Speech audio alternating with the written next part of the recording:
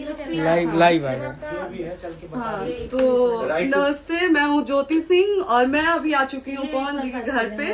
और पवन जी ने हमारे लिए एक पुलिस थाने में पता नहीं FIR की है। देखिए, हम आप लोगों के कहने पे, सिर्फ आप लोगों के कहने पे हम यहाँ पे आए थे, क्योंकि आप लोगों ने बोला था कि भाभी आप जाइए, देखते हैं कौन निकालता है। आप उनकी पत्नी हैं और उनकी पत्नी बन के हम यहाँ पे आए थे।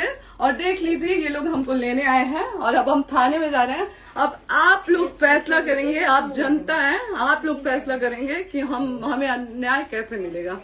अब आप लोग फैसला करिए। और मैं हाथ जोड़ के रिक्वेस्ट कर रही हूँ, यहाँ पे बार बार बेइज्जत किया जा रहा है मुझे। और मैं सारे वो किस केस में आप हमको ले जा रही हैं? एक दिन मैडम, किस केस में आप लोग ले जा रहे हो? कोई केस नहीं, आप चल के बैठ के इंस्पेक्टर साहब ने थाने पे बुलाया है। आप तुम नहीं, वहाँ जाके मैम बात कर सुनिए, लीजिए। आप एक